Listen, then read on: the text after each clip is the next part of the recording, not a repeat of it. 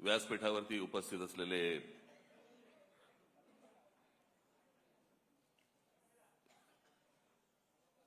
शिवसेनेचे पक्षप्रमुख उद्धव ठाकरे,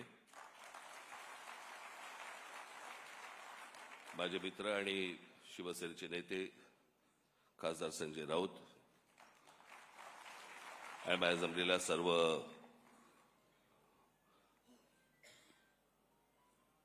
हिंदू हृदय सम्राट शिवसेना प्रमुख बाळासाहेब ठाकरे प्रेमी मराठी बांधवांनो, भगिनींनो आणि मातांनो,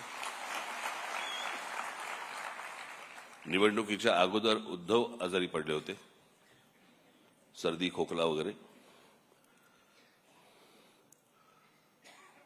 त्याच्यानंतर मी ताणून धरलं होतं. मग मला सर्दी खोकला आणि ताप बीप सगळं सुरू झालं, अजून चालूच आहे ते. मी काल पण त्यांना म्हटलं होतं, मी कसं मला काय म्हटलं, मला फार बोलता नाही येणार, कारण शब्दांवरचे अनुस्वार सर्दीमुळे गेलेत. सोबवार, बगळवार वगैरे असं सगळं होतं. माझे फॅमिली डॉक्टर आहेत, डॉक्टर यादव म्हणून, मराठी यादव.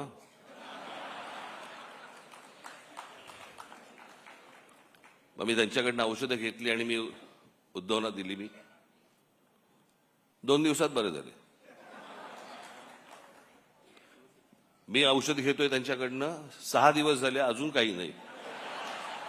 मी परवा दिवशी यांना फोन केला, म्हटलं माझ्या डॉक्टरने पक्ष बदलला की काय आईला.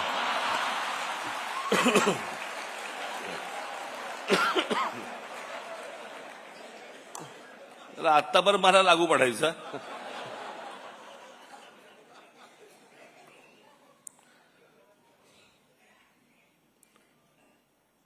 आज माननीय बाळासाहेबांचं जन्मशताब्दी वर्ष सुरू होत आहे. आज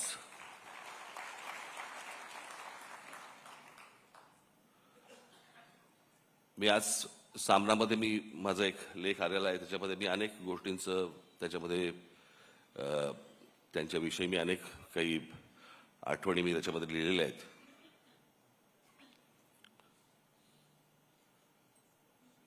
खरं तर त्या व्यक्तीला कसं पाहायचं हे अनेकदा माझ्यासमोर, किंवा त्या व्यक्तीला कसं मांडायचं हे माझ्यासमोर अनेकदा प्रश्न उभे राहतात. काका म्हणून मांडायचं, व्यंगचित्रकार बाळासाहेब ठाकरे म्हणून मांडायचं, हिंदू हृदय सम्राट शिवसेना प्रमुख बाळासाहेब ठाकरे म्हणून मांडायचं, आणि त्यांच्यावरती बोलायचं म्हटलं तर मी तुम्हाला 100% सांगतो, मी आणि उद्धव आम्ही तुमच्याशी तासनतास बोलू शकतो. तासनतास. मी मागे त्यांच्यात एका तैलचित्राचं अनावरणाच्या वेळेला मी सांगितलं होतं की खूप किस्से असे आहेत त्यांचे मला सांगता पण नाही येणार. आणि न सांगण्याचं कारण म्हणजे भाषा. तुम्हाला माहित नव्हते ते काय होते ते. तुम्हाला अनेकदा भाषणांमधून अशी छोटी छोटी झलक मिळाल्या होत्या.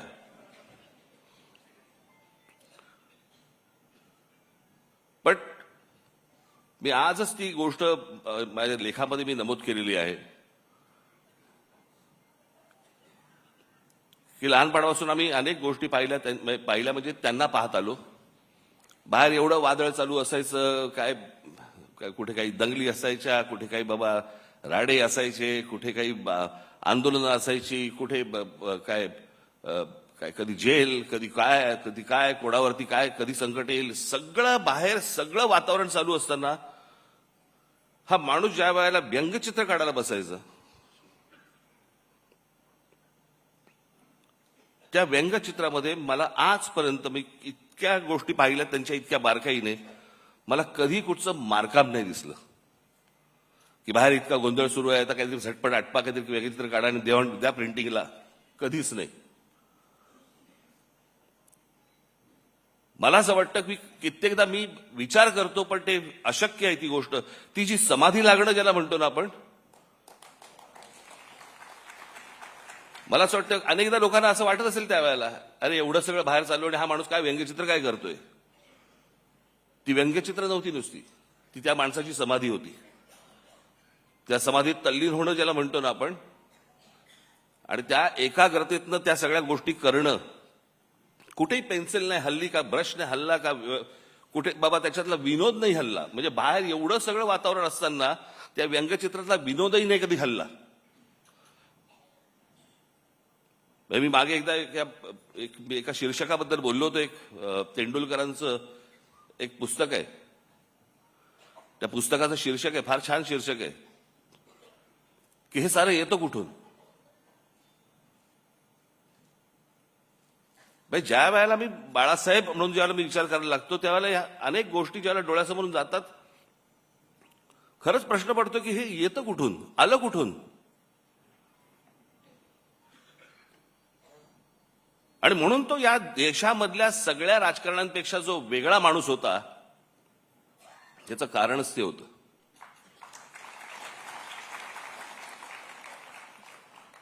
मी त्याच लेखात म्हटलंय की एवढं सगळं बाहेर वातावरण, सगळं राजकीय गोष्टी घडत असताना एक आर्टिस्ट, एक कलाकार त्याची कलाकृती सादर करतोय, कलाकृती काढतोय, त्याला एक आकार देतोय. जगात असा कोणताही चित्रकार, शिल्पकार, व्यंगचित्रकार असा कोणीही कलाकार झाला नाही की बाहेर स्वतःच्या बाबतीत अशा काहीतरी गोष्टी घडतायत आणि एक माणूस कला निर्माण करतोय. असा कोणताही आजपर्यंत आर्टिस्ट तयार झाला नाही, या जगात नसेल.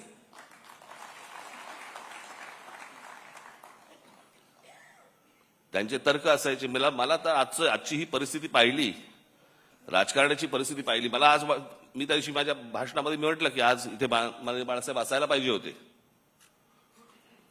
पण आज महाराष्ट्राची आणि देशाची जी राजकीय परिस्थिती निर्माण झालेली आहे, म्हणजे गुलामांचा बाजार, आणि हे सगळं महाराष्ट्रामधलं सगळं चित्र पाहिल्यानंतर कुठेही जा तुम्ही, हे सगळं चित्र पाहिल्यानंतर आज मला असं वाटतंय बाळासाहेब नाही येत ते बरं आहे.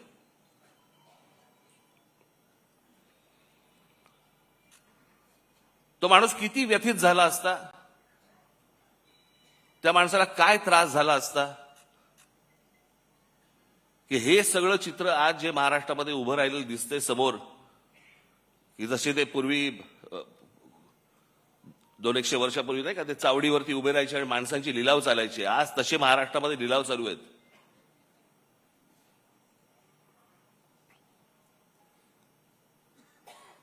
आज अनेक ठिकाणी तुमच्या बाहेरच्या सगळ्या जिल्ह्यांमध्ये, कल्याण डोंबिवली असेल, इतर ठिकाणी माझं उद्धव ठाकरे आणि माझं संजय राऊतांशी बोलणं झालं. शिसारी आली, शिसारी.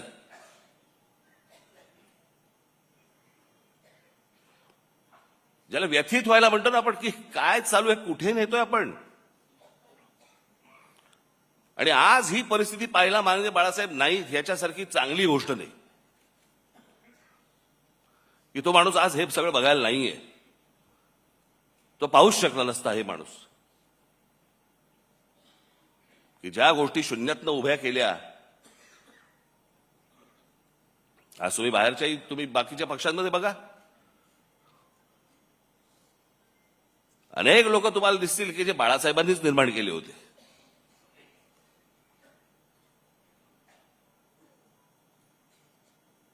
पण ज्या गोष्टी घडत जात आहेत, ज्या गोष्टी घडत गेल्या,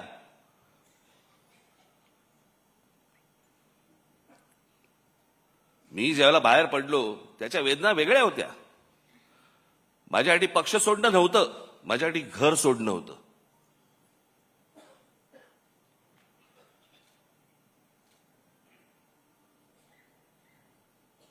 पण त्या सगळ्या गोष्टीला आता एक 20 वर्षाचा काळ निघून गेलाय. अनेक गोष्टी मलाही उमजल्या, अनेक गोष्टी मला सोडून उद्धवनंही उमजल्या असतील. द्या सोडून ते आता.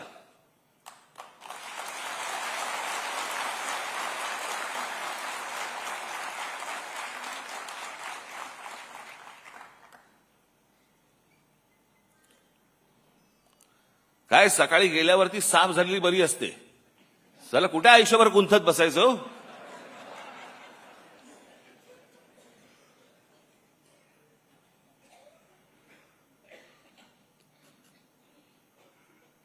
पण मला असं वाटतं की एकदा मी बाळासाहेब ठाकरे, मला एकदा ह्या विषयावर मला व्याख्यानच द्यायला आवडेल.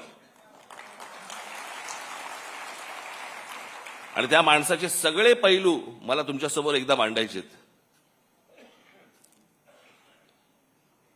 म्हणजे ती जी आपण हत्तीची गोष्ट बोलतो ना, कोणाला शेपूट अशी वाटते, कोणाला कान अशी वाटतात, कोणाला सोंड अशी वाटते. बाळासाहेब ठाकरे तशी व्यक्ती होती.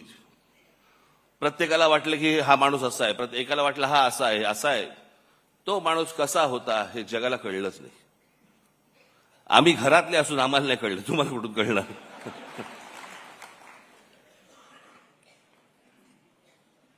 पण ते होतं, ते विलक्षण होतं. आज मी सामनामध्ये तर लेख लिहिलाच आहे, पण मी आज सकाळी माझं एक ट्विट केलंय. काही जणांनी ऐकलं असेल, काही जणांनी वाचलं असेल, काही जणांनी नसेल वाचलं. मला असं वाटतं की माझ्या बोलण्याची बोलणं थांबवायच्या अगोदर मी लिहिलेलं ते जे ट्विट आहे ती मी एकदा तुमच्यासमोर फक्त मला वाचून दाखवायचंय.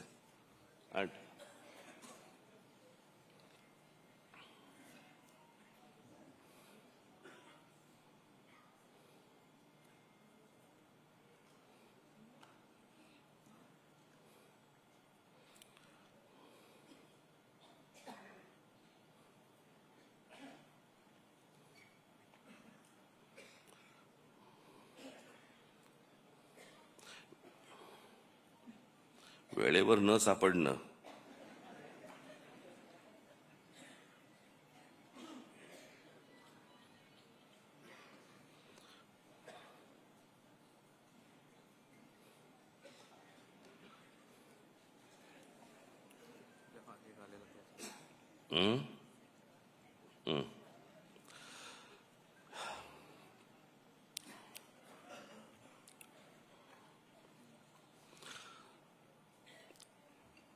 स्वर्गीय बाळासाहेबांची आज 100वी जयंती.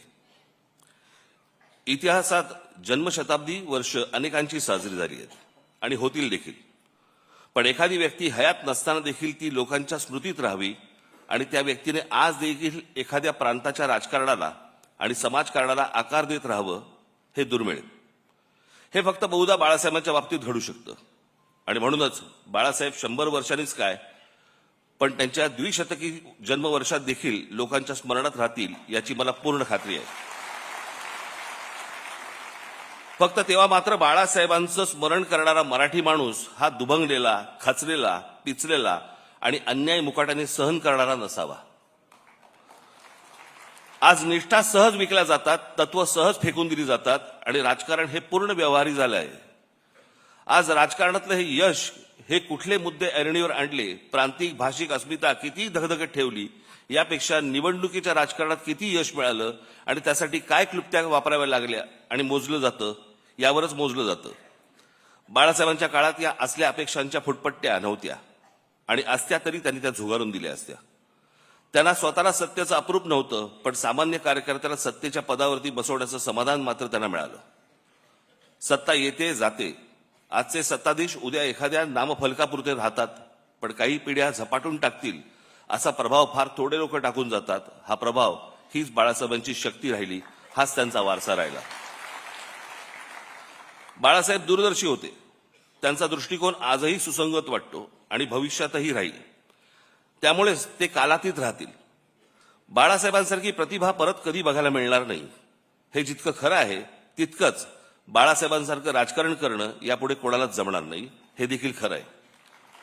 पण त्यांच्या प्रतिमेला कुठेही धक्का लागणार नाही आणि त्यांनी मराठी भाषेसाठी, मराठी माणसांसाठी उभारलेला लढा हा मात्र धगधगत राहील, हे पाहणं बाळासाहेबांच्या पुढच्या पिढ्यांच्या हातात आहे आणि ते आम्ही नेटाने करू, हा आमचा मराठी माणसाला शब्द आहे.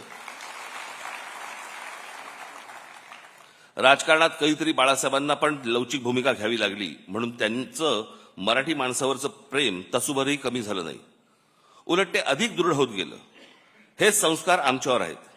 मी एक शब्द आज पुन्हा देतो की आर पार बदललेल्या राजकारणात कधीतरी थोडी लवचिक भूमिका घेतली तरी ती माझ्या व्यक्तिगत फायद्यासाठी आणि स्वार्थासाठी कधीच नसेल.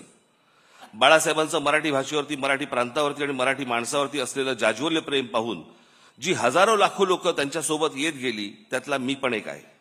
त्यामुळे बाळासाहेब आणि मराठी या 2 शब्दांवरती माझी आणि माझ्या महाराष्ट्र सैनिकांची श्रद्धा, प्रेम तसूभरही कमी होणार नाही. स्वर्गीय बाळासाहेबांना श्रद्धांजली.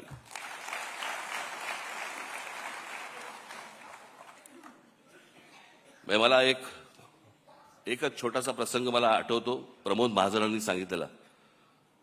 मला असं वाटतं उद्धवना पण तो माहिती निश्चित असणारच. बाळासाहेब कलानगरमध्ये अशी फेऱ्या मारायची आणि मला असं वाटतं ही गोष्ट असेल 86ची वगैरे, 86 नाही, 85 सालची गोष्ट असेल. आणि त्याला प्रमोद महाजनांना बाळासाहेब असं म्हणाले होते की प्रमोद, या देशातल्या हिंदूंना मी हिंदू म्हणून मतदान करायला लावीन आणि हिंदू मतदार तयार होतील. प्रमोद महाजन बोलले, बाळासाहेब शक्य नाही हे या देशामध्ये. ते बोलले, तू बाळासाहेब मला ओळखत नाहीस. आणि बाळासाहेबांनी या देशामध्ये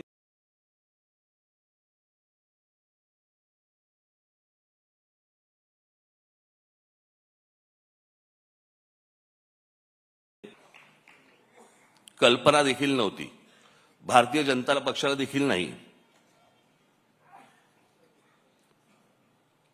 पण ज्या माणसाने, अर्थात त्यावेळेचं वातावरणच वेगळं होतं. त्यावेळेला वातावरण हे काही तयार केलेलं वातावरण नव्हतं, ते झालेलं वातावरण होतं.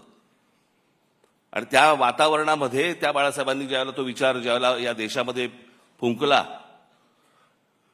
आणि त्याच्यानंतर जे यश सर्वार्थाने यायला लागलं, आज जर बाळासाहेब असते